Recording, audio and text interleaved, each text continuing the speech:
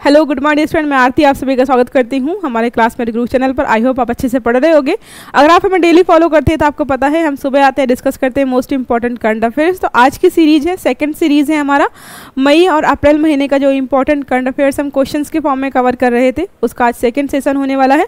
इसमें भी हम आज डिस्कस करने वाले हैं बहुत सारे इंपॉर्टेंट क्वेश्चन। तो उनके सारे एस्पेक्ट्स को देखेंगे, उनके सारे डायमेंशंस को देखेंगे। जो भी क्वेश्चन हम सॉल्व करने वाले हैं उसको बहुत डिटेल से डिस्कस करेंगे ताकि आपको समझ में आए कि चीज़ें क्या चल रही हैं। पिछली बार 25 क्वेश्चंस थे और आपको लगेगा 25 क्वेश्चन है, लेकिन वो 25 क्वेश्चन नहीं, 25 टॉपिक थे। एटलीस्ट हमने 25 क्वेश्चन सब अच्छे से डिस्कस किए थे, सारे डिटेल में डिस्कस किए थे। आज भी कोशिश करेंगे कि 26 क्वेश्चन से स्टार्ट करने वाले हैं आज का सेशन हम। तो हम जो भी क्वेश्चन सॉल्व करेंगे बहुत अच्छे से करेंगे। तो चलिए स्टार्ट करते हैं। क्वेश्चन हमारा नेक्स्ट है, समुद्री हीट वेव्स को कैसे परिभाषित किया जाता है। हीट वेव्स बहुत चर्चा में था। आपको ने पढ़ाया था कि लैंड एरिया में हीट वेव्स का क्या मतलब होता है, हिली एरियाज़ में हीट वेव्स का क्या मतलब होता है। लैंड एरिया में होता है अगर टेम्परेचर आपका 40 डिग्री के आसपास पहुंच गया और उससे ज़्यादा जा रहा है तो लैंड एरिया मतलब मैदानी भागों के लिए होता है कि यहाँ पे हीट वेव का खतरा है, हीट वेव अच्छे खासे मोड में चल रहा है। और हिल स्टेशन जो हिल एरियाज़ होते हैं वहाँ पर अगर 30 डिग्री टेम्परेचर पहुंच गया तो इसका मतलब होता है कि हिल स्टेशंस पर भी यहाँ पे क्या है, हीट वेव है। क्योंकि नॉर्मल टेम्परेचर जो है इतना नहीं पहुंचना चाहिए हिल स्टेशंस पर। अगर इतना टेम्परेचर पहुंच रहा है तो वहाँ के सारी बर्फ़ वगैरह हैं, ग्लेशियर्स वगैरह हैं, जो भी चीज़ें हैं वो सारी पिघलना शुरू हो जाएंगी, जो कि वहाँ का इन्वायरमेंट ख़राब करेंगी। तो ये हमारा था हीट वेव के बारे में कि लैंड पर हीट वेव क्या होता है और हिल स्टेशन पर हीट वेव क्या होता है। तीसरा जो कॉन्सेप्ट यहाँ पर क्वेश्चन पूछ रहा है वो पूछ रहा है समुद्री हीट वेव। आपने न्यूज़पेपर में पढ़ा होगा, शायद किसी ने ध्यान दिया हो, किसी ने ध्यान ना दिया हो कि समुद्री हीट वेव भी कुछ होता है। तो यहाँ पे हम पढ़ रहे हैं। तो ऑप्शंस हमारे हैं, जब समुद्री जल का तापमान 30 डिग्री सेल्सियस की निश्चित सीमा से अधिक हो जाता है। 30 आपको बताया है, ये किसके लिए है, हिल स्टेशंस के लिए है, ठीक है। दूसरा है, जब समुद्री जल का तापमान लगातार कम से कम 3 दिनों तक 95% से अधिक हो जाता है। मतलब क्या है, कंटिन्यूअसली बढ़ रहा है 3 दिनों तक, ठीक है। जब समुद्री जल का तापमान लगातार कम से कम 5 दिनों तक मौसमी रूप से बदलती सीमा से अधिक हो। मतलब क्या है, लगातार 5 दिन ऐसा हो रहा है कि जितना चेंज टेम्परेचर का होना चाहिए, मतलब बढ़ना चाहिए, उसके कंपैरिजन में जो है बहुत तेज़ी से बढ़ रहा है और कंटिन्यूअसली 5 दिन तक। देखिए 1 या 2 दिन अगर टेम्परेचर आपको ऊपर नीचे दिखाई देता है तो वो हो सकता है कि मौसम बदल रहा है, बारिश हो रही है, गर्मी हो रही है, ठंड, मतलब टेम्परेचर चेंज होने, मतलब मौसम चेंज होने की वजह से अगर 1-2 दिन तक टेम्परेचर चेंज होता है तो उसको हम यहाँ पे समुद्री हीट वेव्स के बारे में मतलब की श्रेणी में नहीं डालेंगे। लेकिन अगर 5 दिन तक चल रहा है तो क्या डालेंगे, ये सी स्टेटमेंट हमारा है। चौथा है, जब समुद्री जल का तापमान औसत वार्षिक तापमान से 2 डिग्री सेल्सियस अधिक हो जाता है। बोल रहे हैं जब समुद्री जल का तापमान जो है औसत वार्षिक तापमान से 2 डिग्री ज़्यादा हो जाता है तो उसको हम बोलते हैं समुद्री हीट वेव। तो नहीं, हमारा जो विकल्प सही है वो सी है। अगर 5 दिनों तक आपको लगता है कंटिन्यूअसली, जब देखिए सारी चीज़ें हमारी एनालाइज की जाती हैं, जब देखा था कि 5 दिन हो गए कंटिन्यूअसली सी का टेम्परेचर कंटिन्यूअसली इंक्रीज़ हो रहा है तो वहाँ पे बोलते हैं कि भाई समुद्री हीट वेव है यहाँ पे, ठीक है। और आपको एक पानी, ये जल के बारे में, समुद्र हो, नदी हो, तालाब हो, उसके बारे में आपको ये याद रखना है। जैसे लैंड एरिया, ठीक है, मान लीजिए यहाँ पे क्या है, ये मैदान है और यहाँ पे जो है समुद्र है, ठीक है। सूरज की रोशनी जो है दोनों जगह पर प्रॉपर बराबर ही आ रही है, ठीक है। हीट जो है दोनों को बराबर प्राप्त हो रही है। लेकिन क्या है, जो लैंड एरिया होता है वो जल्दी गर्म हो जाता है, जल्दी गर्म हो जाएंगे और जल्दी ठंडे भी हो जाते हैं। तो तभी देखिएगा आप जब भी नदी, तालाब, झरने पे नहाने जा रहे होते हैं तो हो सकता है कि यहाँ का जो टेम्परेचर है इतना हो कि आपके पैर जले, मतलब ये एरिया है इतना गर्म हो कि आपके पैर जल रहे हैं, आपको बहुत गर्मी लग रही है। लेकिन अब जब पानी में जाकर नहाएंगे तो आपको ठंडक महसूस हो, क्योंकि पानी जो है धीरे धीरे गर्म होता है और धीरे धीरे ठंडा होता है, तो लैंड एरिया जल्दी गर्म हो जाता है, ठीक है। तो हमारा इसके लिए जो हमने समुद्री हीट वेव के लिए हमारा स्टेटमेंट सही है, कौन सा, तीसरा। जब समुद्री जल का तापमान लगातार 5 दिनों तक आपको चेंज होता नजर आता है या बढ़ता नजर आता है तो यहाँ पे बोलते हैं कि समुद्री हीट वेव का यहाँ पे खतरा है, ठीक है। देखिए लिखा है, समुद्री हीट वेव्स को उस अवधि के रूप में परिभाषित किया जाता है जब समुद्री जल का तापमान लगातार कम से कम 5 दिन, 5 दिन कम से कम है, इससे ज़्यादा भी हो सकता है लेकिन इससे कम नहीं होना चाहिए। अगर 3 दिन है, 4 दिन है तो उसको आप समुद्री हीट वेव की श्रेणी में नहीं डालेंगे, ठीक है। मौसम समायोजित सीमा से अधिक हो जाता है, ज़्यादा दिन तक रहता है, ठीक है। वे समुद्री धाराओं और वायुमंडलीय गर्मी हस्तांतरण में परिवर्तन के परिणाम स्वरूप होते हैं जिससे मूंगा विरंजन और पारिस्थितिकी तंत्र में व्यवधान उत्पन्न होता है। यहाँ पे मूंगा विरंजन क्या है, कोरल ब्लीचिंग जिसको बोलते हैं, जो कोरल रीफ्स हमारी होती हैं, आपको पता है अगर आप अंडमान वगैरह गए हो, गुजरात में गए हो, तो वहाँ पे जो कोरल रीफ्स हैं वो आपको बहुत रंग बिरंगे कलरफुल देखने को मिलते हैं। जब समुद्र का तापमान कंटिन्यूसली, अभी पता है आपको ग्लोबल वार्मिंग की वजह से सी लेवल बढ़ रहा है, सी का टेम्परेचर भी बढ़ रहा है, जिसकी वजह से बहुत सारे कोरल रीफ्स वगैरह हैं वो उनका मतलब विरंजन हो गया, मतलब क्या है, कलरलेस हो गए हैं, मतलब वो मृत हो गए हैं, तो वो होता है। और पारिस्थितिकी तंत्र में व्यवधान तो होता ही है। अब भाई पृथ्वी का जो 70% भाग है जल से घिरा हुआ है, अगर उसमें ही छेड़छाड़ हो रही है, उसमें भी डिस्टर्बेंस हो रहा है, तो जाहिर सी बात है हमें उसके साइड इफेक्ट्स हमें देखने को मिलेंगे। नेक्स्ट क्वेश्चन हमारा है भारतीय चुनाव आयोग। आपको पता है अभी लोकसभा चुनाव हुए हैं, जिसकी वजह से जो है चुनाव आयोग कंटिन्यूसली चर्चा में बना हुआ था। तो चुनाव आयोग से क्वेश्चन अगर आपसे एग्जाम में पूछता है तो आपको गलत करके नहीं आने। तो क्वेश्चन हमारा है भारतीय चुनाव आयोग को राजनीतिक दलों द्वारा सोशल मीडिया प्लेटफॉर्म के नैतिक उपयोग के संदर्भ में निर्देश जारी करने के लिए किसने प्रेरित किया है। बोल रहा है हमारा यहाँ पे कि इलेक्शन कमीशन ऑफ इंडिया ने अभी हाल में क्या किया है, जो भी पॉलिटिकल पार्टीज हैं, जो भी पॉलिटिकल लीडर्स हमारे हैं, उनको बोला है कि अगर आप सोशल मीडिया पे कोई भी कैंपेन चला रहे हो तो आपको किन किन नियमों को फॉलो करना है। और ये जो मोटिवेशन आया है हमारे इलेक्शन कमीशन ऑफ इंडिया को, वो कहाँ से आया है, किसने प्रेरित किया है, उसके बारे में क्वेश्चन हमसे पूछ रहा है। तो ऑप्शन हमारा है इलेक्ट्रॉनिक्स वोटिंग मशीन अधिनियम का उल्लंघन करने की वजह से यहाँ पर देखने को मिल रहा है, या फिर लोकसभा चुनाव के दौरान लोक प्रतिनिधित्व अधिनियम का उल्लंघन किया गया है। जो हमारा लोक प्रतिनिधित्व अधिनियम है उसमें कुछ रूल्स रेगुलेशंस होते हैं कि आपको इन नियमों के दायरे के तहत रहकर ही अपने लिए प्रचार प्रसार करना है, कैंपेन करना है, इन नियमों का उल्लंघन नहीं करना है। तीसरा हमारा स्टेटमेंट है राज्य चुनावों के दौरान सोशल मीडिया का दुरुपयोग किया गया था। अब हम लोकसभा चुनाव चल रहे थे, तो जाहिर सी बात है अभी अगर राज्यसभा चुनाव के बारे में बात हो रही तो ये गलत होगा, ठीक है। चुनाव में हस्तक्षेप के बारे में अंतर्राष्ट्रीय संगठनों से, भाई अंतर्राष्ट्रीय संगठन हमारे यहाँ पे क्यों शिकायत करेंगे, हमारा यहाँ पे डोमेस्टिक लेवल पे हमारे यहाँ पे इलेक्शंस हो रहे हैं, तो हम डिसाइड करेंगे कौन चीज़ सही है कौन सी गलत है। तो क्या है हमारा सॉवरेनिटी वाला हो गया भाई, कि हमारी अपनी चीज़ें हैं, हम अपना देखेंगे। तो ये हमारा स्टेटमेंट गलत हो गया, पहला वाला भी हमारा गलत हो गया। जो हमारा सही ऑप्शन है ये है लोकसभा चुनाव के दौरान जो हमारे लोक प्रतिनिधि होते हैं वो अगर कभी गलत रास्तों पर जाते हैं, गलत तरीके से इलेक्शन का प्रचार करते हैं, अपना प्रचार प्रसार करते हैं, तो उनको कंट्रोल करने के लिए हमें यहाँ पे चीज़ें देखने को मिलती हैं। देखिए लिखा है भारत के चुनाव आयोग ने लोकसभा चुनाव के दौरान जनप्रतिनिधित्व अधिनियम के उल्लंघन के कारण निर्देश जारी किए हैं। कुछ उल्लंघन हुआ नियमों का, जिसका उद्देश्य जो है राजनीतिक दलों द्वारा सोशल मीडिया प्लेटफॉर्मों के दुरुपयोग को रोकना है। सोशल मीडिया प्लेटफॉर्म्स आपको पता है कितना ज़्यादा, देखिए ये चीज़ें बनाई गई थी सुविधा के लिए, अच्छी चीज़ों के लिए, लेकिन क्या होता है कई बार किसी नेता की पर्सनल चीज़ें लीक कर दी गई, किसी नेता की इमेज खराब कर दी गई ताकि वोट कम हो जाए, तो इन चीज़ों का दुरुपयोग किया जाता है, जिसमें गलत सूचना फैलाना, किसी नेता के बारे में गलत सूचना फैला दी। डीप फेक आपको बताया था, डीप फेक होता है कि जैसा नहीं है वैसा दिखाना, किसी मतलब मान लीजिए राहुल गांधी जी का एक वीडियो लिया गया और उसको मॉडिफाई करके कुछ चीज़ और दिखाई जाए जबकि वैसा था नहीं। सामाजिक वर्गों के बीच दुश्मनी भड़काना, ऐसे ऐसे वहाँ पे वीडियोज़ क्लिप द्वारा वायरल हो रहे हैं, ऐसे स्टेटमेंट दिए जाए जिसमें हमारे यहाँ पे क्या हो गया, सामाजिक मतलब धर्म को लेकर के वहाँ पर कोई मुद्दा बन जाए, समाज में मुद्दा बन जाए, तो इन चीज़ों को कंट्रोल करने के लिए हमारे इलेक्शन कमीशन ऑफ इंडिया ने चीज़ें स्टार्ट की थी, ठीक है। हमारा 28वां क्वेश्चन है कैटाटुम्बो लाइटनिंग। कैटाटुम्बो लाइटनिंग के संदर्भ में निम्नलिखित कथनों पर विचार कीजिए।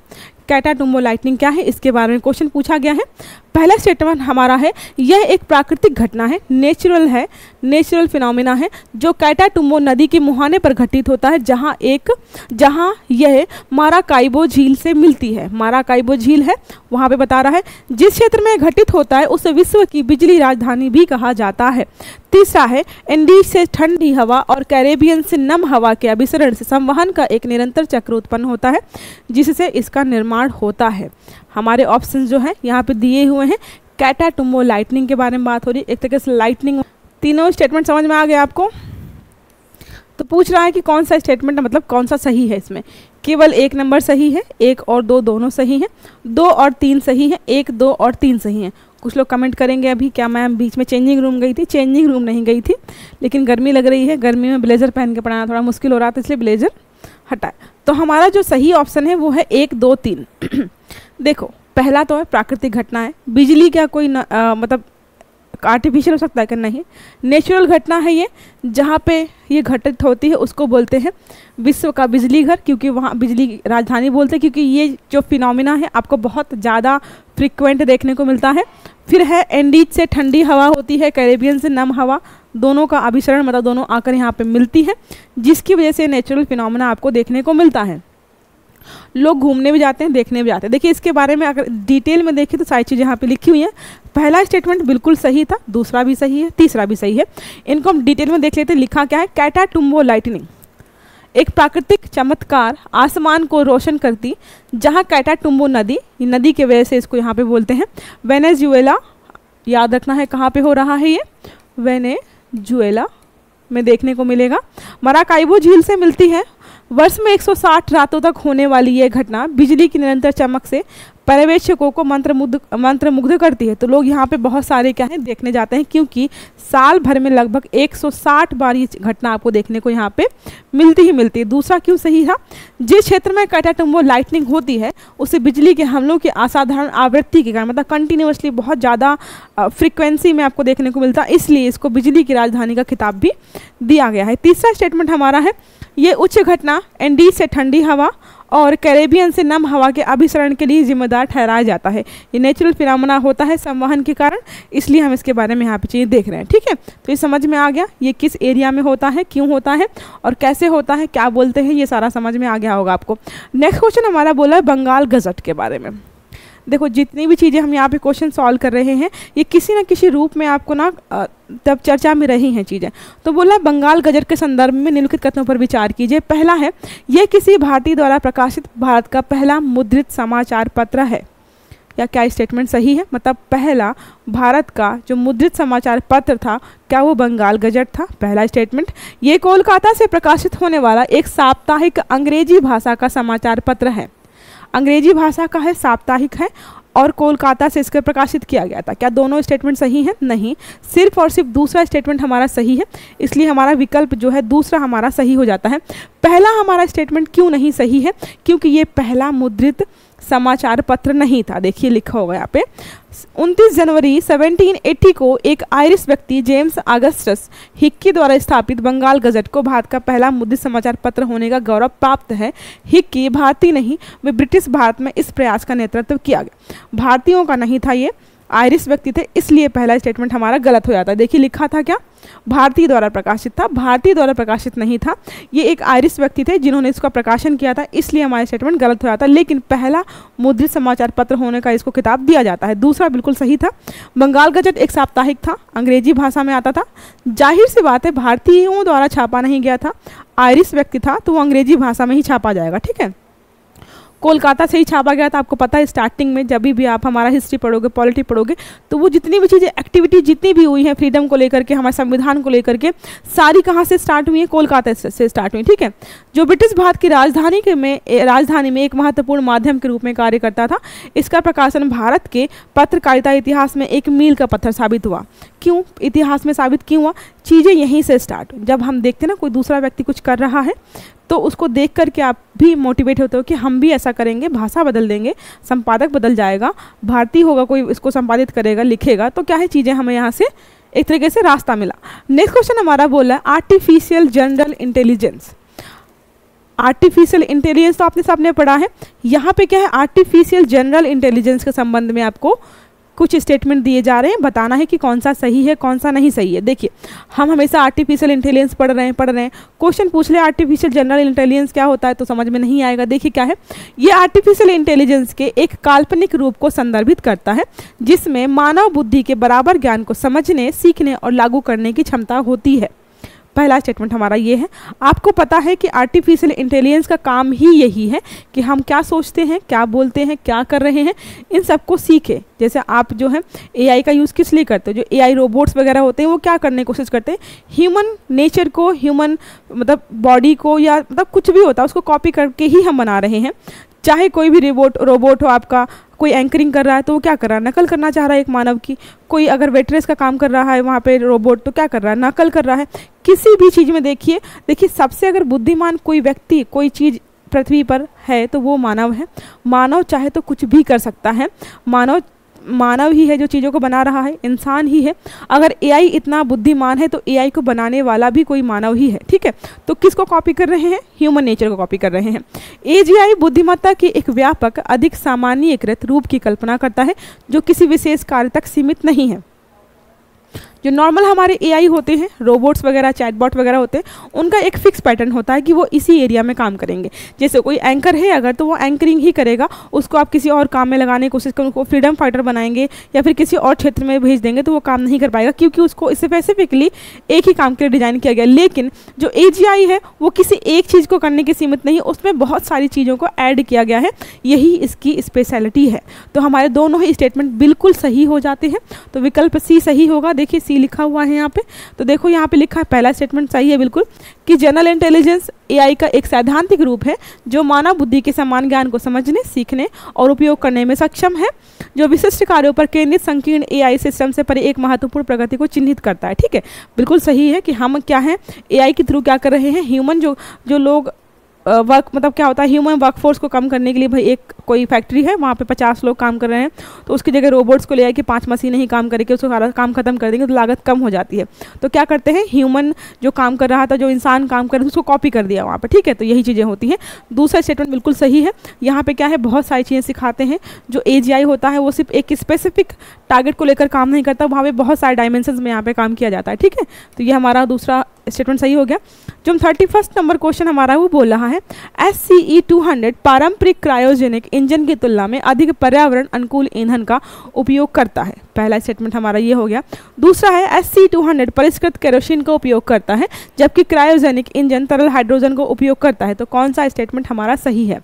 बोल रहा है क्रायोजेनिक, आपको पता है क्रायोजेनिक इंजन जो है बहुत टफ टेक्नोलॉजी है, लेकिन क्या है, इससे जो है पोल्यूशन मतलब प्रदूषण जो है बहुत कम मात्रा में होता है, इसलिए हम इसी पर शिफ्ट हो रहे हैं, काफ़ी हद तक हो गए हैं। इसके अलावा हम ग्रीन हाइड्रोजन अलग अलग चीज़ों पर शिफ्ट कर रहे हैं। ठीक है, तो पहला स्टेटमेंट हमारा बिल्कुल सही है। दूसरा बोल रहा है क्यों कर रहे हैं, क्योंकि क्रायोजेन का उपयोग पहले करते थे हम, अब क्या है, क्रायोजेनिक इंजन का तरल उपयोग हाइड्रोजन का उपयोग कर रहे हैं क्योंकि ये ज़्यादा अच्छा है। तो बिल्कुल सही है, दोनों स्टेटमेंट सही है। और व्याख्या भी जो दूसरा स्टेटमेंट पहले की कर रहा है वो बिल्कुल सही है। देखिए यहाँ पे लिखा है, SCE 200 वास्तव में पारंपरिक क्रायोजेनिक इंजन की तुलना में पर्यावरण अनुकूल है, ईंधन को उपयोग करता है। इसमें परिष्कृत केरोसिन का उपयोग किया जाता है जो हल्का होता है, भंडारण में आसान होता है और इसे सामान्य तापमान पर संभाला जा सकता है, जिससे पर्यावरणीय लाभ भी मिलता है। समझ में आ गया आपको? पर्यावरणीय लाभ भी मिलता है इससे।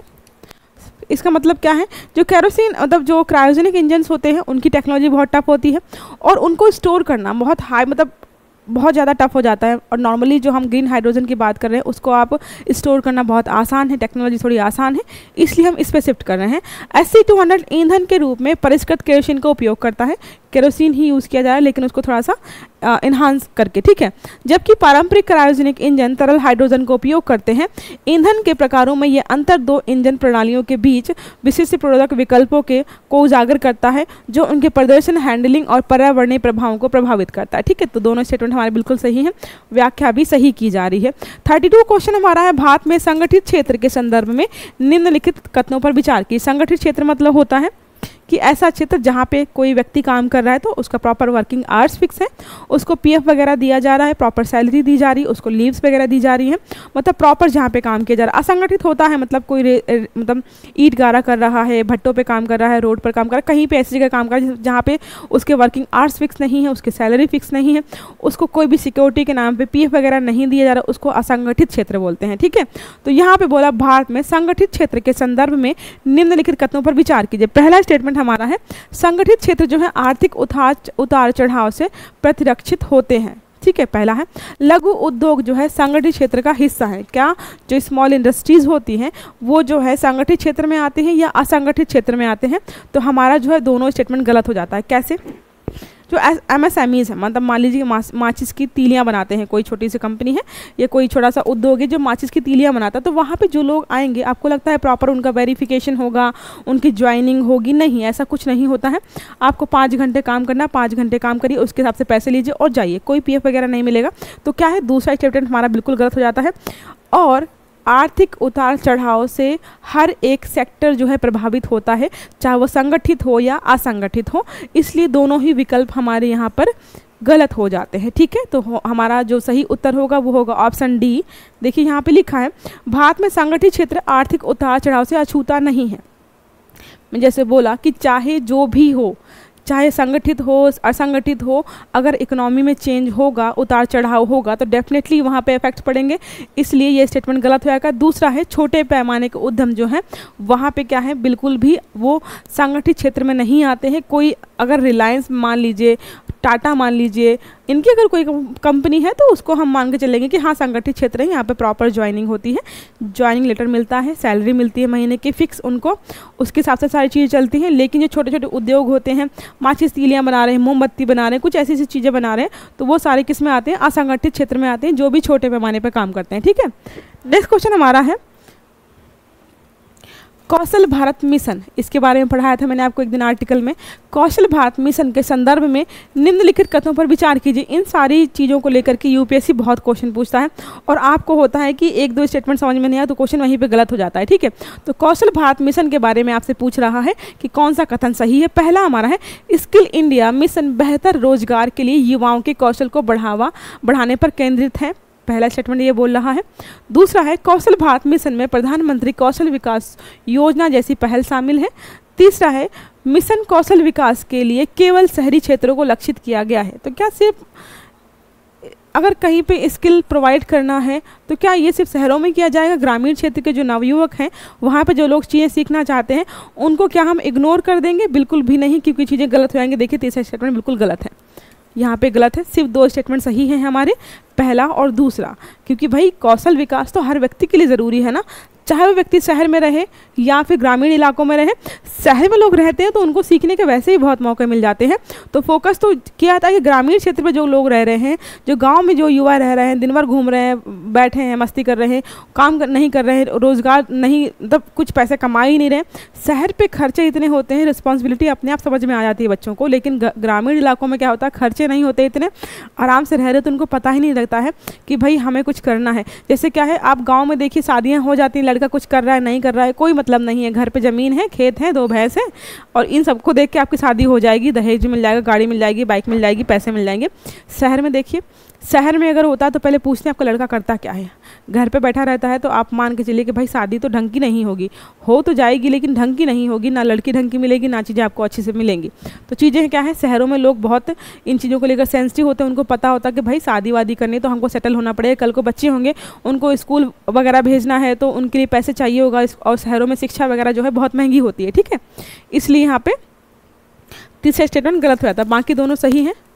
क्या है, रोज़गार अच्छा मिले, जब नई चीज़ें सीखेंगे, अच्छी चीज़ें सीखेंगे तो उनको क्या होगा, कॉस्ट उनके अंदर, जैसे मान लीजिए कंप्यूटर चलाना किसी व्यक्ति को नहीं आता है, उनको कंप्यूटर चलाना सीख दिया तो वहाँ पे कोई दुकान थी या कुछ भी था, ऑफिस था, वहाँ पे वैकेंसी थी, पहले फ्री बैठा रहता था, मान लीजिए 10,000 रुपये भी अगर महीने के मिलने लगे, और गांव में 10,000 रुपये बहुत होते हैं। ठीक है, तो क्या है, चीज़ें अच्छी हो जाती। दूसरा है कौशल भारत मिशन के तहत प्रधानमंत्री कौशल विकास योजना जैसी पहल बड़ी संख्या में भारतीय युवाओं को कौशल प्रशिक्षण प्रदान करना, जाहिर सी बात है युवाओं को ही प्रदान करेंगे, किसी वृद्ध 45 साल के 50 साल के व्यक्ति को वहाँ पर आप कौशल प्रदान करने नहीं जाएंगे। ठीक है, क्वेश्चन नेक्स्ट हमारा पूछ रहा है डिजिटल इंडिया पहल, ये भी चर्चा में था बहुत ज़्यादा। तो डिजिटल इंडिया पहल के संदर्भ में निम्नलिखित जोड़ियों पर विचार कीजिए। पहला हमारा है डिजिटल इंडिया का लक्ष्य जो है भारत को पूरी तरह से डिजिटल रूप से सशक्त समाज में बदलना है। पहला स्टेटमेंट ये हमारा है कि हम चाहते हैं कि हमारा समाज जो है हर चीज़ से, हर तरह से डिजिटली इंडिपेंडेंट हो जाए, डेवलप हो जाए। दूसरा स्टेटमेंट, इस पहल का ई गवर्नेंस और प्रौद्योगिकी संचालित सेवाओं पर कोई ध्यान नहीं होए। ई गवर्नेंस, नाम ही ई गवर्नेंस है, ई मतलब हो क्या, आपका एक तरीके से इंटरनेट वगैरह चीज़ें हो गई, प्रौद्योगिकी मतलब हो गया आपको टेक्नोलॉजी हो गया, तो इनका मतलब कैसे नहीं होगा, ध्यान कैसे नहीं होगा। दूसरा स्टेटमेंट गलत हो गया हमारा। डिजिटल इंडिया में नेशनल ऑप्टिकल फाइबर्स, आपको पता है यहाँ पे गांव-गांव को वहाँ पे ऑप्टिकल फाइबर से जोड़ा जा रहा है, बिल्कुल सही है हमारा। तो पहला और तीसरा स्टेटमेंट माने दोनों ही सही हो जाते हैं, विकल्प बी हमारा बिल्कुल सही होगा। ऑप्टिकल फाइबर के बारे में पढ़ा होगा, हम चाहते हैं कि देखिए हर जगह टावर वगैरह लगे हुए हैं लेकिन कनेक्टिविटी नहीं मिल पाती है, नेटवर्क नहीं होते हैं, तो उन चीज़ों को, उन कमियों को दूर करने के लिए हम फाइबर हर जगह वाईफाई वगैरह प्रोवाइड करें, नेटवर्क प्रोवाइड करें, ताकि कनेक्टिविटी जो है अच्छी हो पाए। ठीक है, देखिए लिखा है हमारा digital India digital India digital साक्षरता, प्रौद्योगिकी अपनाने और नागरिकों के लिए डिजिटल सेवाओं की एक विस्तृत श्रृंखला तक पहुंच सुनिश्चित करके भारत को डिजिटल रूप से सशक्त समाज में बदलने की आकांक्षा करता है। बिल्कुल सही है। दूसरा हमारा है डिजिटल इंडिया पहल दृढ़ता से ई गवर्नेंस और प्रौद्योगिकी संचालित सेवाओं पर केंद्रित है। हम चाहते हैं कि हर से जो भी सेवाएं प्रोवाइड की जाए लोगों को वो डिजिटली ही लोगों को मिले। तो हमारा ये गलत हो गया है स्टेटमेंट, ठीक है। थर्ड हमारा बिल्कुल सही है। हम क्या कर रहे हैं, भारत नेट परियोजना चला रहे हैं, गांव-गांव को हम कनेक्ट करना चाहते हैं फाइबर्स के थ्रू, तो हमारा तीसरा स्टेटमेंट भी बिल्कुल सही हो जाता है। चलते हैं नेक्स्ट क्वेश्चन पर। भारत में विशेष आर्थिक क्षेत्रों, स्पेशल इकोनॉमिक जोन्स जो होते हैं उनको कुछ स्पेशल ट्रीटमेंट मिलता है कई चीज़ों को लेकर के, उसी के बारे में है। संदर्भ में निम्नलिखित कथनों पर विचार कीजिए। पहला हमारा बोल रहा है SEZ निर्यात को बढ़ावा देने के लिए विशेष आर्थिक नियमों वाले निर्देश क्षेत्र होते हैं। बिल्कुल, हम चाहते हैं हम ज़्यादा से ज़्यादा निर्यात करें और कम से कम हमें आयात करना पड़े, तो निर्यात को बढ़ाने के लिए हम उनको स्पेशल ट्रीटमेंट देते हैं, ठीक है। SEZ को करों और शुल्कों से छूट दी जाती है, तो कई टैक्स वगैरह होते हैं उनसे इन एरियाज़ को छूट दी जाती है ताकि निर्यात को वहाँ पर प्रोत्साहित किया जा सके। तो हमारे दोनों स्टेटमेंट सही हो जाते हैं इस बारे में, ठीक है। दोनों स्टेटमेंट हमारे सही हो गए, तो ऑप्शन हमारा सी सही हो गया। देखिए लिखा है SEZ विशिष्ट आर्थिक नियमों वाले होते हैं। यहाँ पे जो है नॉर्मल मार्केट वाले नियम या नॉर्मल इकोनॉमिक क्षेत्र वाले नियम लागू नहीं होते हैं, इनके लिए स्पेशल नियम बने होते हैं और वहाँ पे लोगों को क्या होता है, कर वगैरह से भी छूट दी जाती ताकि प्रोत्साहित किया जा सके। मान लीजिए कोई व्यक्ति है यहाँ पे जो है यहाँ से कोई चीज़ लेकर के जा रहा है और बाहर बेचना चाहता है, तो बाहर जो है 120 रुपये में बेच रहा है, ठीक है। और गवर्नमेंट ने क्या है कोई ऐसा एरिया बना दिया कि हम आपको छूट प्रोवाइड करेंगे। पहले वो 100 kg बेच रहा था, ठीक है, गवर्नमेंट ने क्या किया उसको छूट प्रोवाइड की, तो अब मार्केट में जो है 110 रुपये ही kg बिक रहा है, ठीक है। आपको लगेगा कि कम में बिक रहा है, नुकसान नहीं होगा, नहीं। आप जितना सस्ता से सस्ता बाहर जाके बेचेंगे आपकी प्रोडक्ट्स की जो है डिमांड जो है ज़्यादा होती है, लोग आपका सामान ज़्यादा खरीदते हैं। आपको मैंने कुछ दिन पहले पढ़ाया था शुगर को लेकर के, जो हमारी इंडियन शुगर है उसकी डिमांड ऑल ओवर वर्ल्ड में बहुत अच्छी खासी है, क्योंकि हम काफ़ी कम प्राइस में प्रोवाइड कराते हैं। तो जितने भी शुगर प्रोड्यूसिंग कंट्रीज़ हैं वो इस चीज़ को लेकर के हमारी इंडियन गवर्नमेंट पे ये बोल रहे थे कि आप जो है शुगर इंडस्ट्री को बहुत ज़्यादा सब्सिडी प्रोवाइड कर रहे हो, जिसकी वजह से हमारे यहाँ की शुगर इंडस्ट्री जो है उनका नुकसान हो रहा है, क्योंकि हमारी चीज़ें लोग खरीद नहीं रहे हैं। तब इंडियन गवर्नमेंट ने ये बोला था कि जो भी शुगर केन्स वगैरह हैं, जो शुगर फैक्ट्रीज़ वगैरह हैं, होता है कि जैसे जहाँ पे भी गन्ने की खेती होती है वहीं आसपास फैक्ट्रियाँ लगी होती हैं, तो वो फैक्ट्रियाँ ही उनसे खरीदती है। प्राइवेट कंपनीज हैं जो कि शुगर केन्स खरीदती हैं और उससे शुगर बना के बेचती हैं, और वो अपने हिसाब से चीज़ें कर रही हैं। हमारा वहाँ पे कोई भी लेना देना नहीं है। हम वहाँ पे कोई भी MSP वगैरह प्रोवाइड, मतलब हम वहाँ पे कोई भी MSP या कुछ भी चीज़ें प्रोवाइड नहीं कर रहे हैं। तो ये सारे एलिगेशन जो है ख़राब थे। आप मुझे कमेंट करके बताइए कि सबसे ज़्यादा जो है शुगर का उत्पादन विश्व में कौन सी कंट्री करती है, और अगर उत्पादन के मामले में पहली कौन सी कंट्री है, और एक्सपोर्ट के मामले में कौन सी कंट्री जो है सबसे ज़्यादा एक्सपोर्ट करती है शुगर का, ठीक है। ये 2 क्वेश्चन आपके लिए होमवर्क है, आप दोनों के आंसर जरूर दीजिएगा, ठीक है। नेक्स्ट क्वेश्चन हमारा है 36 क्वेश्चन हमारा बोल रहा है दिल्ली उच्च न्यायालय ने फैसला सुनाया है कि डेटा एकत्र करने में कठिनाई RTI अधिनियम के तहत जानकारी देने से इनकार करने का वैध कारण नहीं है। मतलब क्या बोला जा रहा है, दिल्ली उच्च न्यायालय ने एक फैसला सुनाया जिसमें बोला है कि डेटा एकत्र करने में कठिनाई आ रही है, आप ऐसा बोल करके जानकारी देने से इनकार करने का वैध कारण नहीं बता सकते हो, ठीक है। ऐसा कि हमको डेटा एकत्र करने में प्रॉब्लम हो रही है, ये चीज़ें हो गई, यहाँ हो गई, वहाँ हो गई, खो गई हैं, मिल नहीं रही है, ऐसा बोल करके आप वहाँ पर जानकारी देने से मना नहीं करेंगे। दूसरा स्टेटमेंट हमारा है RTI अधिनियम की धारा 8 केवल उन सूचनाओं को छूट देती है जो राष्ट्रीय सुरक्षा को प्रभावित करती हैं, अदालतों द्वारा निषिद्ध है या व्यापार रहस्यों से संबंधित हैं। तो यहाँ पे बोल रहा है कि दूसरा वाला ये बोल रहा है, ठीक है, कि अगर आप मना करना चाहते हैं कोई सूचना को देने से, तो 3 रीजंस हैं, 3 ऐसे क्राइटेरिया हैं जिसके तहत आप जो है सूचना देने से मना कर सकते हो। पहला हमारा बोल रहा है राष्ट्रीय सुरक्षा का मामला हो, नेशनल सिक्योरिटी का मामला हो कि भाई हम अगर आपको बता देंगे तो हमारी सुरक्षा खतरे में आ सकती है, राष्ट्र की सुरक्षा, तो आपको छूट दे देंगे, भाई ठीक है मत बताओ। दूसरा है अदालतों द्वारा निषिद्ध किया गया हो, अदालतों ने ही मना कर दिया हो कि आपको इसके बारे में जानकारी नहीं देनी है। मतलब मान लीजिए कोई ऐसा कोर्ट केस चल रहा था कि जिसकी हेयरिंग जो है सीक्रेटली हो रही थी, किसी व्यक्ति के बारे में जानकारी नहीं बाहर जानी चाहिए थी, नहीं रिपोर्ट्स में छपना था, नहीं न्यूज़ में आना था, तो उस चीज़ को हो गया। तीसरा है अगर कोई व्यक्ति जो है एक रेसिपी बना रहा है, एक ट्रेड कर रहा है किसी चीज़ को लेकर के, खाना वाना मतलब किसी चीज़ का भी ट्रेड कर रहा है, और उसका एक सीक्रेट एक रेसिपी है, सीक्रेट उसका कुछ रहस्य है, तो वो उसको देने से मना कर सकता है, ठीक है। तीन हमारे स्टेटमेंट हो गए, ठीक है। तो पहला बोल रहा है कि दोनों सही हैं, दूसरा जो है पहले की व्याख्या सही कर रहा है, तीसरा दूसरे स्टेटमेंट बोला दोनों सही है लेकिन व्याख्या सही नहीं करा। तो हमारा जो विकल्प है बी सही है कि दोनों सही तो हैं लेकिन व्याख्या सही नहीं करा। दोनों स्टेटमेंट जो है एक मतलब पूर्व की तरफ जा रहा है, एक पश्चिम की तरफ जा रहा है, दोनों सही हैं लेकिन एक दूसरे की व्याख्या नहीं कर रहे हैं, ठीक है। तो हमारा दूसरा विकल्प सही हो जाता है। देखिए लिखा है, दिल्ली उच्च न्यायालय ने पुष्टि की डेटा एकत्र करने की चुनौती आरटीआई अधिनियम के तहत जानकारी को रोकने को उचित नहीं ठहरा सकती है।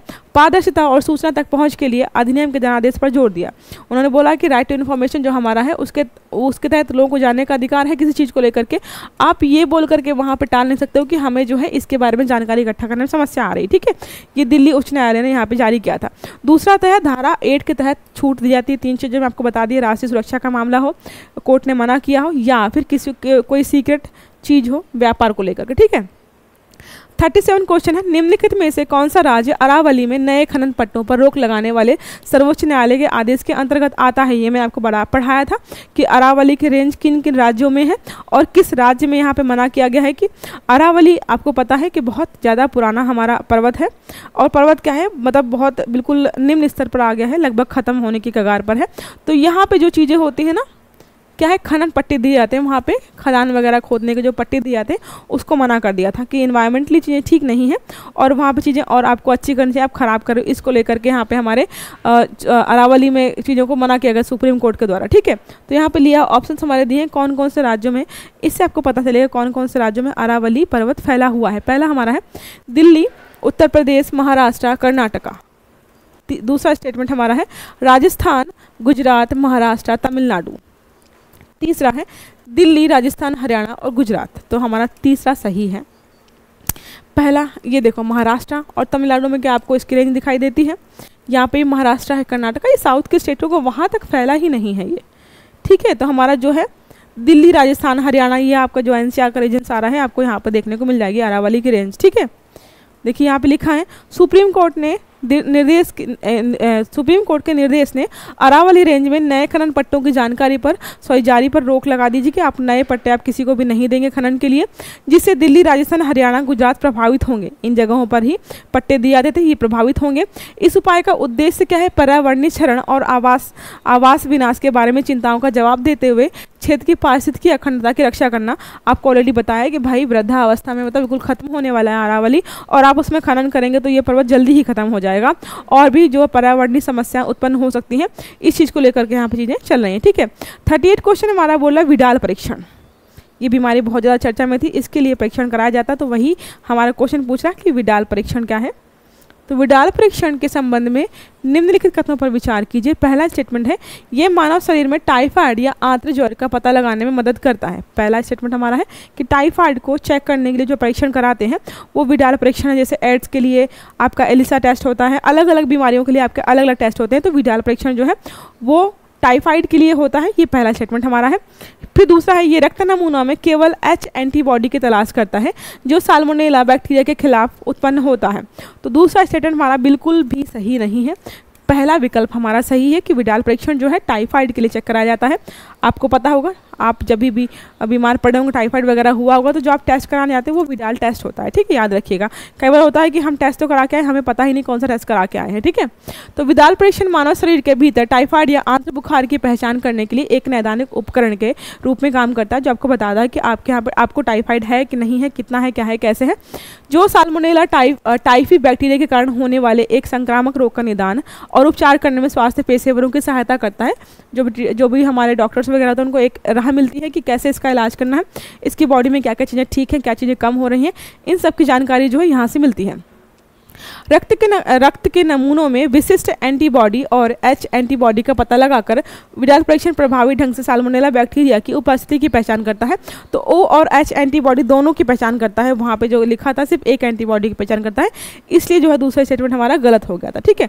नेक्स्ट क्वेश्चन हमारा बोल रहा है सोनाई रूपाई वन्यजीव अभ्यारण्य। ये आपको मैंने बहुत अच्छे से पढ़ाया था, हम डेली डिस्कस करते हैं एक जगह प्लेस इन द न्यूज़ के बारे में, और इंडियन भी होते हैं, कई बार फॉरेनर कंट्रीज़ के होते हैं। तो यहाँ पे जो हमारा है सोनाई रूपाई वन्यजीव अभ्यारण्य के बारे में पढ़ाया था मैंने, उसी से रिलेटेड क्वेश्चन हमारा है। ये आसाम के सोनितपुर जिले में हिमालय की तलहटी में स्थित है। पहला स्टेटमेंट हमारा बोल रहा है कि ये आसाम के सोनितपुर जिले में हिमालय की तलहटी में स्थित है।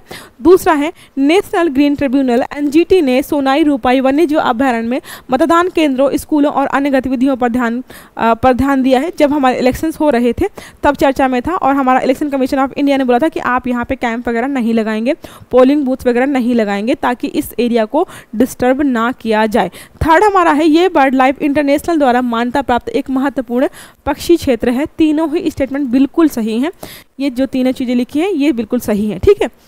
लोकेशन सही है, क्यों मना किया गया था ये भी सही है, और क्या क्या मान्यताएं प्राप्त हैं ये भी सही है। देखिए लिखा है असम के सोनितपुर जिले के भीतर हिमालय की तलहटी में स्थित है। ये बहुत अच्छा खासा जंगल है, यहाँ पे बहुत सारे आपको जीव जंतु जानवर मिलेंगे। 12मासी नदियाँ हैं, आपको नॉर्थ में है तो आपको पता है 12मासी नदियाँ होंगी ही। एशियाई हाथी, भारतीय सांबर और सलाद भालू सहित विभिन्न वनस्पतियाँ और जीव जंतु आपको देखने को मिलेंगे, जिसके वजह से यहाँ पे मना किया गया हमारे एनजीटी के द्वारा कि यहाँ पे आप ऐसी कोई गतिविधियाँ ना करिए कि यहाँ पे जीव जंतु या इन्वायरमेंट इसका डिस्टर्ब हो जाए, ठीक है। और बर्ड लाइफ इंटरनेशनल द्वारा एक महत्वपूर्ण पक्षी क्षेत्र भी घोषित किया गया, क्योंकि यहाँ पे पक्षियों की बहुत सारी प्रजातियां पाई जाती हैं, जिसकी वजह से इसको सब चीज़ें घोषित की गई, ठीक है। ये हमारा हो गया इसके बारे में। चलते हैं नेक्स्ट क्वेश्चन पर। 40 नंबर है कामिकेज ड्रोन के संदर्भ में निम्नलिखित कथनों पर विचार कीजिए। कामिकेज ड्रोन के बारे में आपको पढ़ाया था मैंने। नॉर्मल देखो, ड्रोन सब सुनते ही आपके दिमाग में आता होगा छोटा सा ड्रोन जिसमें पंखा लगा होता है छोटे से, और ये उड़ करके आपका डिलीवरी करता है सामान की, या फिर शादियों में आपने इसको उड़ते हुए देखा होगा। लेकिन ये जो कामिकेज ड्रोन है आपको पढ़ाया था इसके बारे में कि ड्रोन की अवधारणा को ये खंडित करता है। जो आपके दिमाग में इमेज बनती है ना, ड्रोन मतलब छोटा सा, इन चीज़ों को खंडित करता है। देखिए लिखा है भारत का पहला kamikaze drone cadet defence system के सहयोग से विकसित किया गया है। पहला स्टेटमेंट हमारा है। दूसरा स्टेटमेंट है ये सटीक लक्ष्य की पहचान के लिए लंबी अवधि तक लक्ष्य क्षेत्र में घूम सकता है। कोई अगर यहाँ पे टारगेट दिया गया है तो ये यहाँ पे राउंड लगाता रहेगा जब तक कि इसको टारगेट को हिट नहीं कर देता है। इसमें सटीक लक्ष्य क्षमता, ये उड़ान के बीच में लक्ष्य बदल सकता है या मिशन को रद्द भी कर सकता है। अगर मिशन को रद्द करना है तो ये रद्द भी कर देगा, अगर टारगेट चेंज हो गया तो टारगेट चेंज भी कर देगा। तो हमारे तीनों ही स्टेटमेंट इसके बारे में बिल्कुल सही हैं। तो हमारा विकल्प हो जाता है सही सी, ठीक है। देखिए लिखा है रक्षा अनुसंधान और विकास संगठन DRDO, जिसको शॉर्ट में बोलते हो आप DRDO के साथ मिलकर कैडेट डिफेंस सिस्टम द्वारा तैयार किया गया भारत का उद्घाटन कामिकेज ड्रोन स्वदेशी ड्रोन तकनीकी में एक महत्वपूर्ण छलांग लगाता है जो भारत की रक्षा क्षमताओं को बढ़ाता है, ठीक है। दूसरा स्टेटमेंट सही क्यों है? बिल्कुल सही है, उड़ान भर सकता है और यहाँ पे लिखा है लंबे समय तक लक्ष्य के क्षेत्र पे घूम सकता है, चेंज भी कर सकता है लक्ष्य को अपने, और क्या है एक जगह से दूसरी जगह जाने में बहुत सक्षम भी है। सटीक मतलब क्या है, अगर कोई इसको टारगेट दिया जाता है तो वो चीज़ बिल्कुल परफेक्टली करता है, इसलिए ये सारी चीज़ें बहुत सही है। क्वेश्चन हमारा 41 बोल रहा है बकाने रोग के संदर्भ में निम्नलिखित कथनों पर विचार कीजिए। बकाने रोग के संदर्भ में निम्नलिखित कथनों पर विचार कीजिए। पहला स्टेटमेंट हमारा है बकाने एक बीज जनित कवक रोग है जो पौधों को जड़ों या सीड्स के माध्यम से संक्रमित करता है, ठीक है, पहला स्टेटमेंट है। दूसरा है ये कवक गिब्रेला फूजिकोरोई के कारण होता है, ये केवल परिपक्व पौधों को प्रभावित करता है। दो स्टेटमेंट हमारे हैं, तो हमारा जो सही है वो सिर्फ और सिर्फ पहला वाला सही हो जाता है, दूसरा स्टेटमेंट हमारा गलत है। तो गलत क्यों होता है, गलत क्यों है सॉरी, इसको देखते हैं। यहाँ पे देखिए लिखा है बकाने रोग जो है पौधों की परिपक्वता के आधार पर भेदभाव नहीं करता है। ये नहीं देखता है कि पौधा छोटा है या पौधा बड़ा है, सबको बराबर रूप से प्रभावित करता है। ये युवा और परिपक्व दोनों पौधों के धान के पौधों को समान रूप से प्रभावित करता है। इसके लक्षणों में असामान्य ऊंचाई, पीली पतली पत्तियाँ, कम कल्ले निकलना, आंशिक रूप से भरे या खाली दाने, मतलब क्या है धान के खेत में होता है ये, तो अगर होता है तो पत्तियां पीली हो जाती हैं, पौधे कमज़ोर हो जाते हैं, दाने कम पड़ेंगे या दानों की संख्या कम होगी। जो संख्या कम, अगर संख्या ठीक ठाक है भी तो दानों की क्वालिटी यहाँ पे अच्छी नहीं मिलती, ठीक है, देखने को। 42 क्वेश्चन है आयात कटौती से परे भारत के खिलौना उद्योग के संदर्भ के भविष्य को आकार देना रिपोर्ट के संदर्भ में निम्नलिखित कथनों पर विचार कीजिए। आपको मैंने पढ़ाया था इसके बारे में कि भारत जो है खिलौनों को आयात जो करता है उसको लेकर के एक रिपोर्ट छापी गई है, उसके बारे में है। तो इसे विश्व व्यापार संगठन द्वारा जारी किया गया है। ये जो रिपोर्ट है इसके बारे में बोल रहा है कि इसको विश्व व्यापार संगठन ने जारी किया है। दूसरा, रिपोर्ट के अनुसार भारत के खिलौना आयात उल्लेखनीय वृद्धि हुई है क्या? दोनों स्टेटमेंट बिल्कुल गलत है। पहला तो इसने नहीं जारी किया है, दूसरा क्या है वृद्धि भी नहीं हुई है। तो ना ही एक सही है ना ही दो सही है, ऑप्शन डी हमारा इसलिए सही हो जाता है। देखिए यहाँ पे लिखा है पहला तो क्या है बियॉन्ड इम्पोर्ट रिडक्शन, रिडक्शन लिखा है यहाँ पे, रिपोर्ट का नाम रिडक्शन है और बोल रहा है वृद्धि हुई है।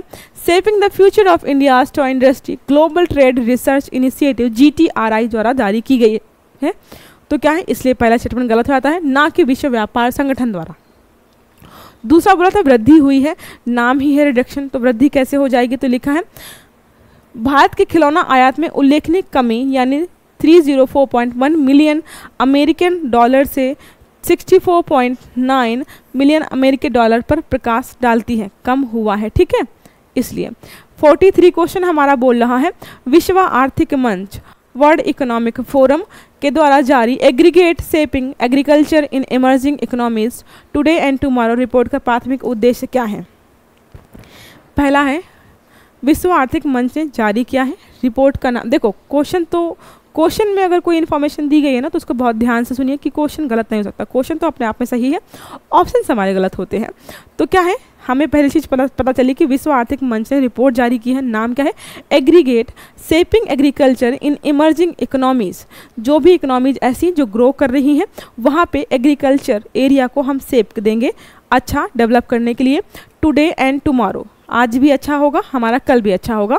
इस रिपोर्ट का फोकस एरिया क्या है, तो हम कुछ वर्ड्स मार्क कर लेते हैं, agriculture, economies, today and tomorrow. Option हमारे देखते हैं, एग्रीगेट अपनाने में ऐतिहासिक रुझानों का विश्लेषण, इसका लक्ष्य ये रहा है।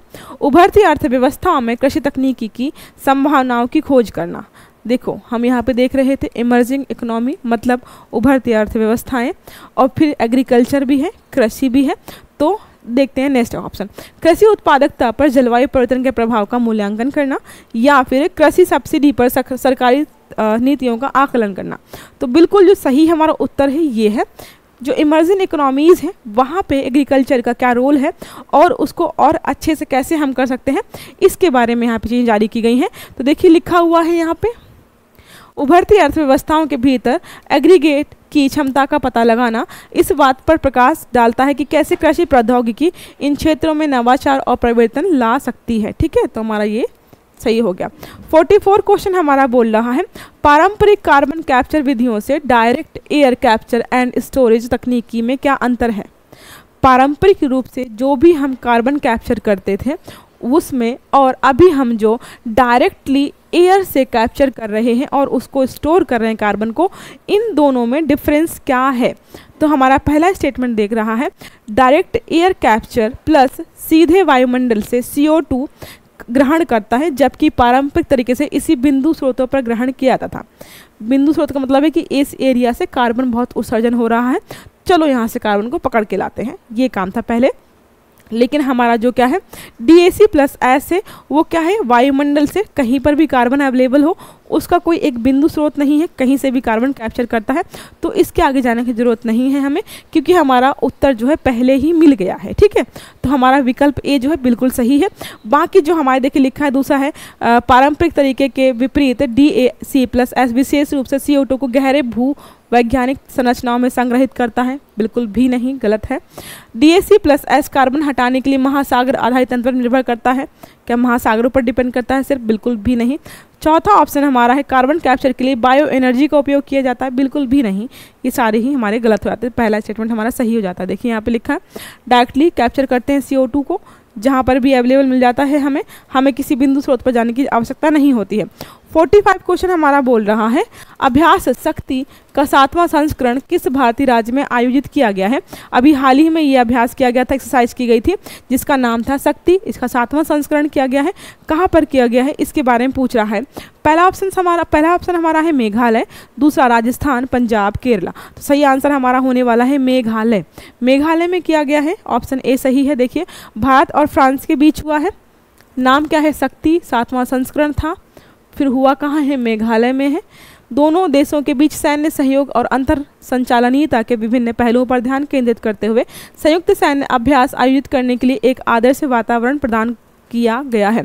ज़्यादातर जो भी एक्सरसाइज होती हैं आपस में कॉपरेशन बढ़ाने के लिए, हेल्प करने के लिए, अलग अलग चीज़ों को लेकर के आगे हम सपोर्ट करेंगे, इन चीज़ों को लेकर ही किए जाते हैं, ठीक है। 46 क्वेश्चन हमारा है डिजी लॉकर के बारे में। डिजी लॉकर भी बहुत चर्चा में आया हुआ था अभी। डिजी लॉकर के संबंध में निम्नलिखित कथनों पर विचार कीजिए। पहला स्टेटमेंट हमारा है, ये केवल सीबीएसई बोर्ड के छात्रों की सत्यापित मार्कशीट ही प्रदान कर सकता है। क्या ऐसा है? बिल्कुल भी नहीं। आप कोई भी डॉक्यूमेंट, अपना आधार कार्ड, 10th की मार्कशीट, 12th की मार्कशीट, ग्रेजुएशन की मार्कशीट, जो भी रखना चाहते हो आप रख सकते हो। ये डिजिटल तरीके से दस्तावेजों और प्रमाण पत्रों को जारी करने और सत्यापन के लिए एक सुरक्षित क्लाउड आधारित प्लेटफॉर्म है। बिल्कुल सही है। तो ये क्या है हमारा, केवल दूसरा ऑप्शन सही हो जाता है इसमें कि क्लाउडेड आधारित है। आप अपने जो भी डॉक्यूमेंट्स वगैरह रखना चाहते हो रख लो, और इनकी जो मान्यता होती है, जो भी डिजी लॉकर में आप डॉक्यूमेंट्स रखते हो उनकी मान्यता जो है बिल्कुल वैसी ही होती है जैसे आपकी हार्ड कॉपीज़ की होती है। कोई भी आपको मना नहीं करेगा कि नहीं फ़ोटो कॉपी लेके आओ। फोटो कॉपी लेने की जरूरत नहीं है आपको, आप यहाँ से दिखा सकते हो। 47 क्वेश्चन हमारा है, काजीरंगा राष्ट्रीय उद्यान के संदर्भ में निम्नलिखित कथनों पर विचार कीजिए। पहला स्टेटमेंट है, इस साल इसने 5 दशकों में सबसे ज़्यादा राजस्व इकट्ठा किया है। इस राष्ट्रीय उद्यान ने सबसे ज़्यादा राजस्व इकट्ठा किया है, पहला। दूसरा है, दक्षिण ब्रह्मपुत्र नदी और उत्तर में कार्बी आंगलोंग पहाड़ियों के बीच स्थित है। बिल्कुल भी नहीं, ये लोकेशन जो है गलत है, इसलिए हमारा सिर्फ सही हो जाता है विकल्प ए। ऑप्शन जो ए हमारा है वो सही हो जाता है। देखिए इसकी लोकेशन कहाँ पे है, असम के हरे भरे प्रदेश के बीच स्थित काजीरंगा राष्ट्रीय उद्यान उत्तर में शक्तिशाली ब्रह्मपुत्र नदी है और दक्षिण में सुरम में कार्बी आंगलोंग पहाड़ियों के बीच स्थित है, ना कि जो कि स्टेटमेंट में दिया था वो। ठीक है। 48 क्वेश्चन हमारा बोल रहा है, साहित्य अकादमी के संदर्भ में निम्नलिखित कथनों पर विचार की। साहित्य अकादमी अवार्ड दिए गए थे, इसलिए जो ये संस्थान था बहुत चर्चा में था, इसको लेकर के हम क्वेश्चन इसलिए सॉल्व कर रहे हैं। रस्किन बॉन्ड को साहित्य अकादमी फेलोशिप से सम्मानित किया गया है। सॉरी, तो पहला स्टेटमेंट हमारा है, ये साहित्य के अमरों के लिए आरक्षित है। जिसको मिल जाता है उसको बोलते हैं कि ये साहित्य की दुनिया में अमर हो गए। ठीक है। तीसरा स्टेटमेंट हमारा है, ये संस्कृति मंत्रालय के अधीन एक स्वायत्त निकाय है। संस्कृति मंत्रालय के अधीन काम करता है। तो तीनों ही स्टेटमेंट हमारे बिल्कुल सही हैं, यहाँ पे तीनों बिल्कुल सही है। ठीक है। इसका अगर एक्सप्लेनेशन देखें तो देखिए यहाँ पे लिखा होगा, रस्किन बॉन्ड को वास्तव में साहित्य अकादमी फेलोशिप से सम्मानित किया गया था, जो अकादमी द्वारा किसी लेखक को दी जाने वाली सर्वोच्च मान्यता है। किसी लेखक को जब ये मिल जाता है ना, वो अमर हो जाते हैं साहित्य की दुनिया में। देखिए साहित्य के अमर कहा जाता है उन्हें, जिनको मिल जाता है ये गहरे। और ऐसा नहीं है कि किसी व्यक्ति को उठा कर देते हैं, उन्होंने सच में अगर बहुत अच्छी पुस्तक लिखी है, कुछ साहित्य में बहुत अच्छा काम किया है, तभी उन्हें दिया जाता है। टॉपिक जो होते हैं ना बहुत सेंसिटिव होते हैं लिखने के, ऐसे लोगों को जो दिए जाते हैं। साहित्य अकादमी संस्कृति मंत्रालय के तहत काम करती है। बिल्कुल सही है ये। ठीक है। जो 24 भाषाओं में विभिन्न साहित्यिक गतिविधियां चलाती है, जिसमें साहित्य अकादमी फेलोशिप और साहित्य अकादमी पुरस्कार जैसे चीज़ें शामिल हैं। यहाँ पे लिखा है 24 भाषाएं। हमारे संविधान में तो 22 भाषाएं हैं। जो 2 भाषाएं यहाँ पे एक्स्ट्रा हैं वो कौन सी हैं, इनके बारे में आपको मैंने पढ़ाया था जब साहित्य अकादमी पुरस्कार पढ़ाया था। तो आप मुझे कमेंट करके बताइए कि ये 2 भाषाएं जो एक्स्ट्रा हैं वो कौन सी हैं। ठीक है। 49 क्वेश्चन हमारा है, यूएनओडीसी के विश्व वन्यजीव अपराध रिपोर्ट जो जारी की गई थी अनुसार 2015 से 21 के दौरान कौन से जानवर और पौधे की प्रजातियां सबसे अधिक प्रभावित हुई हैं। जो वन्य जीवों के खिलाफ अपराध हुए हैं, चाहे पौधे हों चाहे जीव जंतु हों, उनके खिलाफ अपराध हुए हैं, उनको मारा गया है, पौधों को काटा गया है, पेड़ों को काटा गया, तस्करी की गई है, उनमें से कौन सी प्रजातियां ऐसी हैं जो सबसे ज़्यादा प्रभावित हुई हैं। ऑप्शंस हमारे हैं, हाथी और देवदार, गैंडा और देवदार, बाघ और आर्किड, शेर और कैक्टस। तो गैंडा, आपने पढ़ा हुआ गैंडे के बारे में, बहुत कम आबादी बची है। गैंडे का जो सींग होता है उसको काटने के चक्कर में क्या है, इनकी हत्या की जाती है और देवदार के पेड़ों को भी बहुत ज़्यादा काटा जाता है। यूएनओडीसी के वन्यजीव अपराध रिपोर्ट 2024 के अनुसार 2015 से लेकर के 21 के दौरान गैंडा और देवदार क्रमशः सबसे अधिक प्रभावित जानवर और पौधों की प्रजातियां थीं। जो व्यापार और शोषण के लिए इन प्रजातियों को लक्षित करने वाली अवैध गतिविधियों की गंभीरता को उजागर करता है कि जो अवैध गतिविधियाँ हो रही थी किसी पेड़ को लेकर के या फिर किसी प्रजाति को लेकर के, वो यही थे गैंडा और देवदार। ठीक है, याद रखिएगा। आज का हमारा जो लास्ट क्वेश्चन है वो है 50 नंबर वाला, वित्त वर्ष 2024 में किस देश में संयुक्त राज्य अमेरिका को भारत के शीर्ष व्यापारिक भागीदारी के रूप में प्रस्थापित कर दिया। मतलब क्या है, हमारा जो इंडिया है उसके साथ पहले शीर्ष भागीदार जो था वो यूएस था, उसको प्रतिस्थापित करके कौन सी कंट्री जो है हमारे साथ सबसे ज़्यादा ट्रेड कर रही है। ऑप्शंस हमारे हैं जापान, चीन, रूस या यूके। जिसने अमेरिका या मतलब संयुक्त राज्य अमेरिका USA को प्रतिस्थापित कर दिया है तो चीन है। जिसका हम इतना विरोध करते हैं कि यहाँ का सामान नहीं लाएंगे, यहाँ का ये नहीं करेंगे, वहाँ का वो नहीं करेंगे, वो अलग अलग कंट्रीज को प्रतिस्थापित करके सबसे बड़ा हमारा ट्रेडिंग पार्टनर बना हुआ है। वो कौन सा है? चीन है। देखिए लिखा है वित्तीय वर्ष 2024 में चीन ने USA को भारत के शीर्ष व्यापारिक भागीदार के रूप में प्रतिस्थापित कर दिया, हटा दिया है। Global trade research initiative report के अनुसार भारत और चीन के बीच द्विपक्षीय व्यापार जो है लगभग 118.4 बिलियन डॉलर तक पहुंच गया है, जो भारत के व्यापार परिदृश्य में चीन के बढ़ते आर्थिक प्रभाव को दर्शाता है। दिख रहा है कि भैया हमारे मार्केट में चीन जो है कितना घुस रहा है और हम उसको रोक भी नहीं पा रहे हैं। ठीक है, ये यहाँ से न्यूज उठाई थी, वहाँ से क्वेश्चन बनाया गया था। ठीक है, तो आज के लिए हम इतना ही रखते हैं। इस वाले सेगमेंट में हमारे इतने ही क्वेश्चन रहेंगे। आई होप आपको सेशन अच्छा लगा होगा। अगर अच्छा लगा तो लाइक ज़रूर करिएगा। बाकी हम जो भी क्लासेस जो क्वेश्चंस बचे हैं, थोड़े बहुत क्वेश्चन बचे हुए हैं, वो आने वाली क्लास में हम कवर करेंगे। ठीक है, चलिए अच्छे से पढ़िएगा, क्लास को लाइक करिएगा, चैनल को सब्सक्राइब करिएगा और आने वाले सारे वीडियोज आपको टाइम से मिले इसके लिए बेल आइकन जरूर दबाइएगा।